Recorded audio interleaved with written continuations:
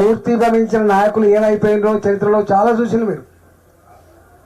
కాళీమాతగా పొగడబడ్డ ఇందిరాగాంధీ ఎమర్జెన్సీని పెట్టిన తర్వాత దేశవ్యాప్తంగా ఇలా టీవీలు ఉన్నాయి, సెల్ ఫోన్స్ ఉన్నాయి.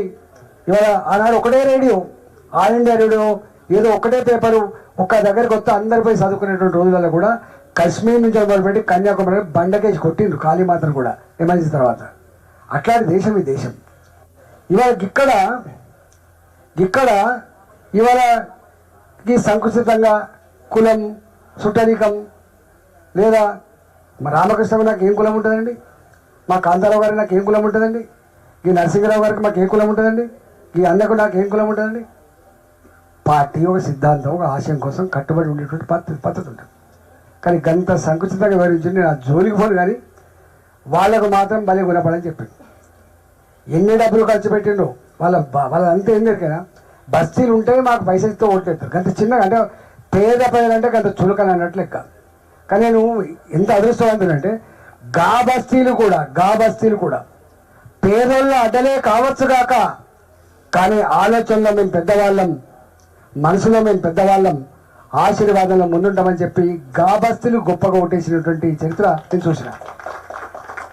అంటే ఈ పిచ్చి మాటలు, ఈ పిచ్చి ఆలోచన కలిగే రాజకీయ నాయకులకు అదొక గుణపాఠం చెప్పబెట్టుగా నేను భావిస్తాను. చాలామంది ఈ మధ్య రాజకీయ నాయకులు మాట్లాడుతూ ఉంటారు. నేను నా అనుభవం చెప్తా. ప్రజలు ఎప్పుడు కూడా ప్రలోభాలకు ఆశపడి ఓటెత్తా అని చెప్పి అనుకోరు.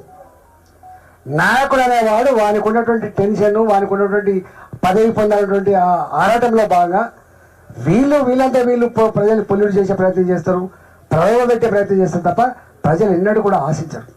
అలవాటు చేసింది కాబట్టి. అంటే ఎందుకంటే నాయకుడు అనేవాడు ఈ మధ్య కాలంలో గెలిచినప్పుడు గెలుతాడు, మళ్ళీ కనపడకుండా పోతాడు. కాబట్టి వీడికి ఇప్పుడే దొరుకుతుంది, దొరికినప్పుడే దండుకోవాలని చెప్పి అనుకుంటారు. కాబట్టి ఆయన దండుకుంటారేమో. కానీ ప్రజల మధ్యలో ఉండేవాడిని, ప్రజల కోసం అరడపడేవాడిని ఎప్పుడు కూడా నెత్తిలో ఎత్తుకొని మోస్తారనడానికి సజీవ సాక్షి నేనే ఉన్నా. నేను ఇక్కడ 92 నేను స్కూల్ ఇక్కడనే చదువుకున్నాను. నేను అసలు ములికి నేనే, చాలామంది తెలియదు. స్కూల్ చదువుకున్నాడు ములికి అవుతాడు. నేను ఇక్కడికి కేశవ హై స్కూల్లో చదువుకున్నాను. నేను అసలు ములికి. నాకు ఆలయ కాలేజీ ఉంటుంది, ఇక్కడ సైబాబా సైన్స్ కాలేజ్, పీజీ కాలేజ్, ఇక్కడ చదువుకున్నాను. నేను 1976 to 86 వరకు ఇక్కడ ఉన్నాను. నేను దాని తదుపరి 92 నుంచి మళ్ళీ ఇక్కడనే ఉన్నా, ఒక 5-6 సంవత్సరాలు పోతే. నేను అసలు ములికిని. ఇవాళ నేను ఇక్కడ నుంచి హుజరాబాద్కు పోయి నిలబడ్డా. నేను నా పుట్టిన ఊరు అని చెప్పి నిలబడితే నన్ను 7 సార్లు అతి గొప్పగా గెలిపించిన గడ్డ హుజరాబాద్ గడ్డ. నేను 21లో గెలిచిన తర్వాత దీన్ని ఎట్లా కూడా మా ఇప్పటి ఓడిపోయిన ముఖ్యమంత్రికి నిలబడలే.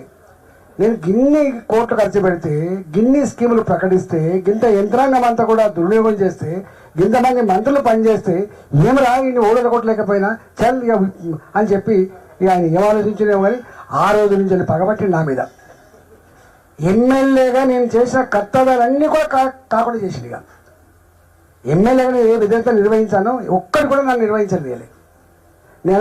నేను పోటీ పడా. ఇక్కడ నా ఆశయం, నా హుజరాబాద్లో మళ్ళీ నేను ఓడిపోయినా పర్లేదు, కానీ నిన్ను అధికారం నుంచి గద్దె దించడమే నా ఎజెండా అనుకోండి. నేను ఎవరొస్తాడు ముఖ్యమంత్రి, ఏ పార్టీ వస్తుంది ముఖ్యమంత్రి కాదు, కానీ డెఫినెట్గా కాలికి బట్ట కట్టకుండా బల్బం కట్టుకొని తిరుగుతా అని చెప్పిన తిరిగినాం. మొత్తానికి నా ఆశయం నెరవేరింది, కానీ నేను ఓడిపోయినా. అక్కడ నా ఆశయం నెరవేరింది, కానీ నేను ఓడిపోయినా.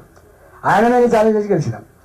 కేసీఆర్తో పెట్టుకున్నాడా ముందు పడతాడా అని చెప్పి చర్చించే రోజులలో కేసీఆర్ దగ్గరనే నిలబడతా అని చెప్పి నా గజ్వెల్, ఒకప్పటి గజ్వెల్ అక్కడ కూడా నా ఇల్లు వాటి ఉన్నాయి. ఒక 4-5 ఊర్లలో ఉన్నాయి. అక్కడ ఒక ఊరు ఉన్నది, వరగాలు ఉన్నది, సాకారం ఉన్నది, శిలాసాగర్ ఉన్నది, నా దగ్గర రిమ్మల కూడా ఉన్నది. నా ఇల్లు వాకిలు ఉన్నాయి. ఆడ నాకు ఇల్లు ఉన్నాయి, సొంత ఇల్లు ఉండే. అప్పుడు అమ్మకుండా వచ్చినప్పుడు మీరు అక్కడ పోయి నిలబడ్డా.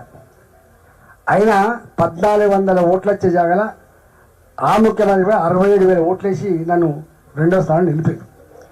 నేను ఈ మాట అంతా ఎందుకు చెప్తున్నా అంటే గింత నేను చిత్రకళను నన్ను పట్టుకొని ఈయన చేసిన ప్రయత్నం మామూలు లేదు. నేను నిజంగా మా అన్నగారు వచ్చిన తర్వాత మా రామకృష్ణ గారు కూడా చెప్పిన నాయకులకు నేను ఎక్కువ